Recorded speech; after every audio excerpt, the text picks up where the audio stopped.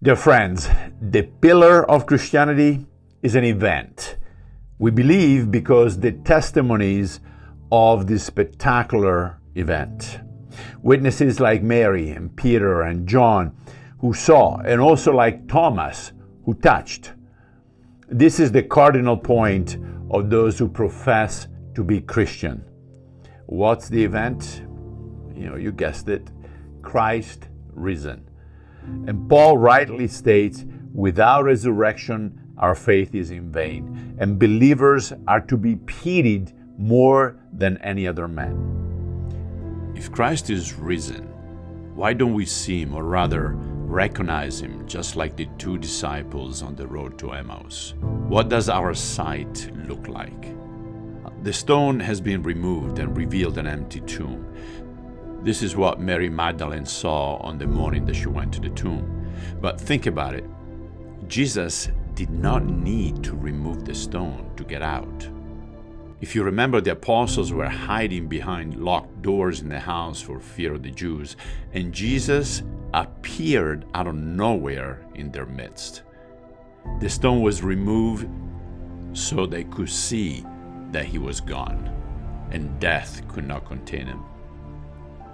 We read in the Gospel of John that Mary Magdalene arrived first and saw the empty tomb. And by the way, if the Bible was inspired by men, it would not have the testimony of a formerly demon-possessed woman as a chief witness, since woman's testimony in those days did not have any weight at all. Then Peter arrived with John. John saw that the tomb was empty but did not enter. Peter entered and saw that there was no one. At this point, John also entered, saw, and believed. The interesting thing is that in English we translate to see in each of these situations, while in Greek they're completely different words. The first two saw, the one of Mary and John, were purely physical, that is, blepo, which means to look. Peter's was really different. His is theore, from which we derive theorize. So he is already speculating on what could have happened. When John entered, he saw in a different way, that is, eiden, which is seen as in a vision, and that is with spiritual eyes, and that's why he believed. Then Mary Magdalene, after Jesus delegates her as an eyewitness, goes and tells the disciple that she saw, and this scene is oraho, that is an experiential scene. It is not looking or observing, but a knowing that comes from a powerful, moving experience. Unfortunately, many of us today are victims of blindness because we proclaim his resurrection, but we live void of that powerful experience, as if he was still in the tomb. How is his resurrection affecting you? Do you think this is just a beautiful story, and like the disciples of Emmaus, you are not able to recognize him? In the midst of adversities and wokeness and wars, instability that surround us continuously, Christ tells us, be the light of this world. So how do we do it?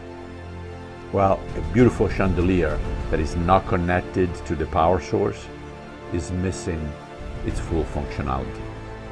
Christ promised us to live in us through his Holy Spirit, and the power of the resurrection is what he makes available for us to have spiritual eyes. Paul himself says that he wanted to know the power of Jesus' resurrection. So first, let that power that vivified Christ at the resurrection, vivify you and me. And if you're not yet a believer, know that he also and especially died for you. Then look for that glimmer of light that is in others, rather than focusing on the negative. This is your choice, and it's a daily choice. You will also notice that with this kind of predisposition, people will change their attitude towards you. My prayer is that during this Easter time, you will be mystified by the power of His Holy Spirit. May our answer be like that of Thomas, who fell at Jesus' feet and said, "My Lord and my God." May our Lord help us not to be like the disciples on the road to Emmaus, nor like the living dead who see Christ still in the tomb.